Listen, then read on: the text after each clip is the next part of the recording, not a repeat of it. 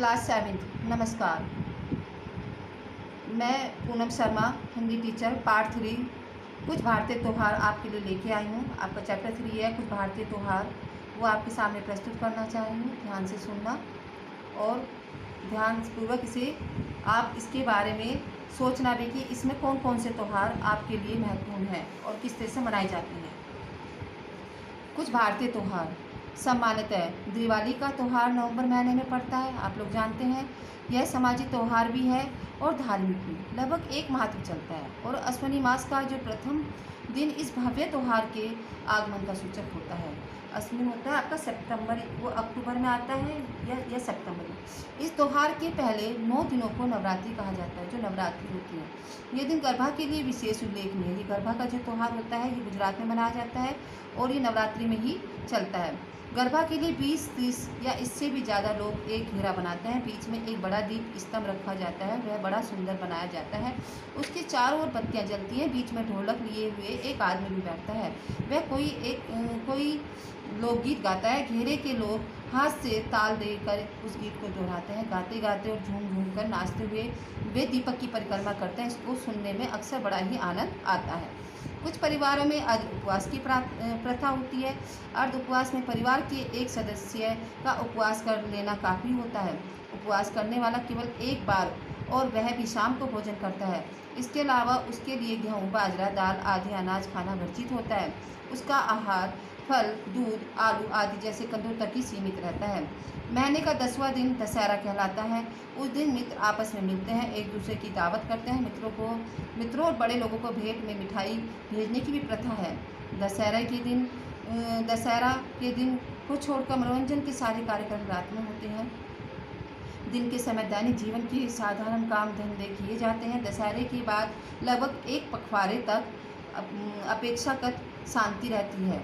इस प्रकार हम कार्तिक मास के कृष्ण पक्ष अर्थात कृष्ण तेरस पर पहुंचते हैं। भारत में प्रत्येक मास के 2 पक्ष होते हैं, एक कृष्ण पक्ष और एक शुक्ल पक्ष।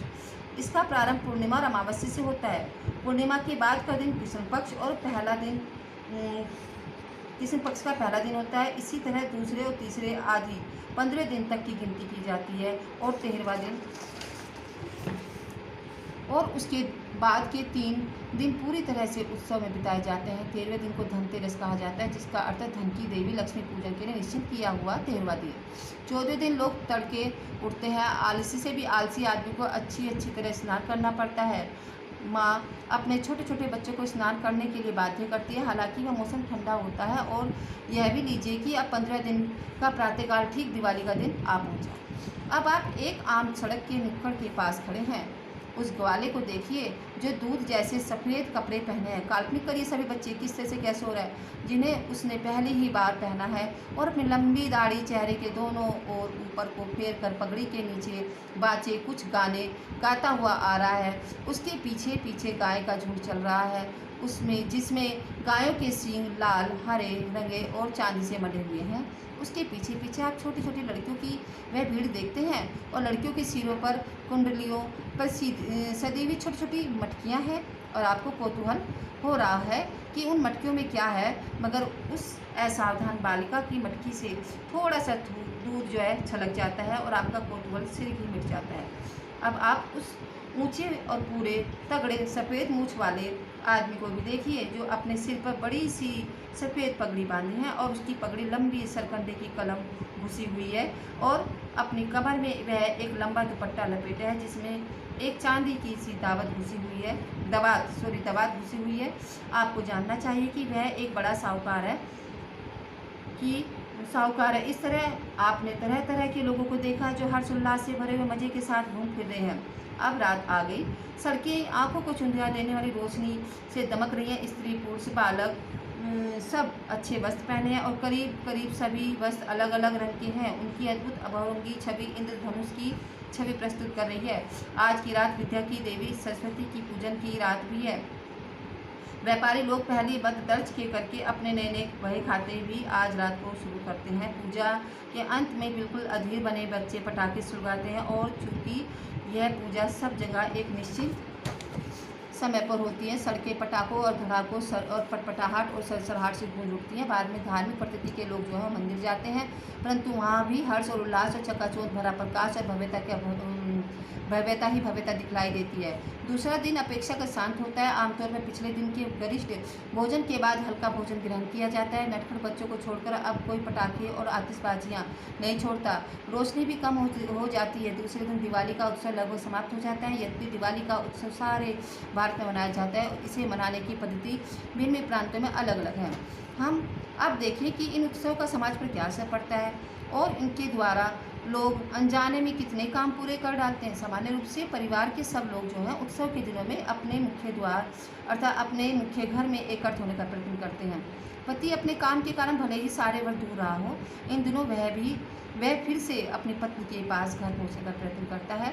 पिता लंबी यात्रा करके भी अपने बच्चों से मिलने के लिए आ जाता है। पुत्र यदि दूर पड़ता है तो भी वह अपने स्कूल से घर आ जाता है और इस तरह सारे परिवार का पूर्ण मिलन हो जाता है। फिर जो सामर्थ्य होते हैं वे सब नए नए कपड़े बनवाते हैं। धनी लोग खास और तौर से इस अवसर के लिए जेवर भी खरीदते हैं। विभिन्न परिवारों के पुराने झगड़े भी रफा दफा कर दिए जाते हैं। ध्यान देखिए इस बात पर आप कम से कम पूरी गंभीरता के साथ इसकी कोशिश तो की ही जाती है। घरों की मरम्मत सफ़ेदी भी हो जाती है। पड़ी हुई साज सज्जा निकाल कर साफ की जाती है और उससे कमरों को सजाया जाता है। यदि कोई पुराना कर्ज हो तो उसे समय चुका दिया जाता है, क्योंकि नववर्ष के लिए कोई ना कोई नई चीज़ खरीदने की उम्मीद प्रत्येक व्यक्ति की जाती है और वह चीज़ आमतौर पर बर्तन या किसी तरह की कोई दूसरी चीज़ होती है। खुले हाथों में भिक्षा दी जाती है। जो लोग प्रार्थना करने और मंदिर जाने से अधिक आस्था नहीं रखते वे भी इन दिनों ये दोनों काम करते हैं।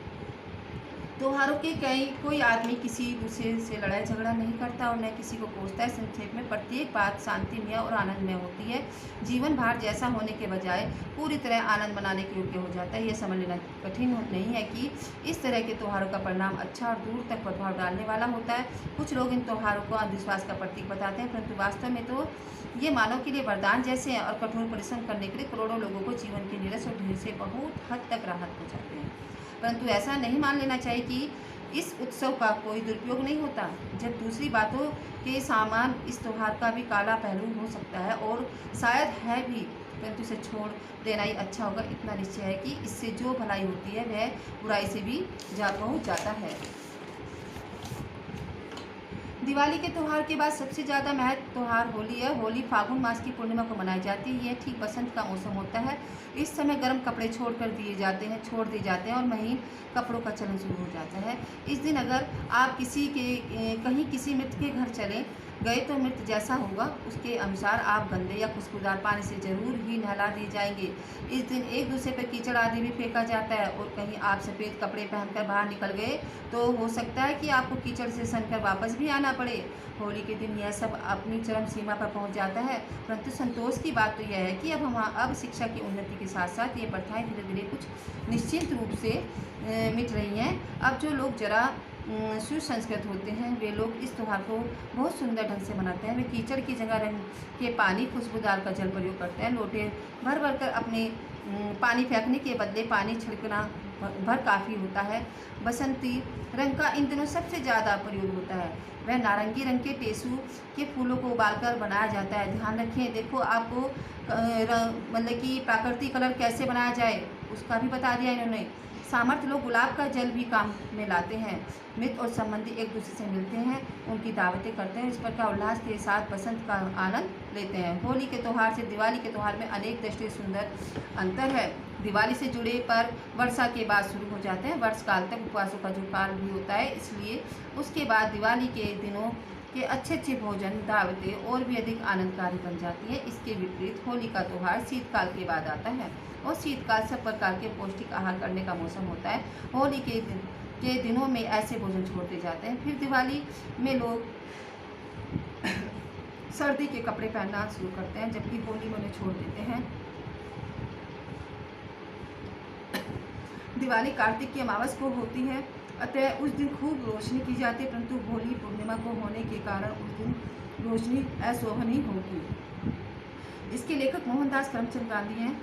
ध्यान से इसको देखना और पढ़ना, दोबारा से इसका जरूर रीडिंग करना। धन्यवाद।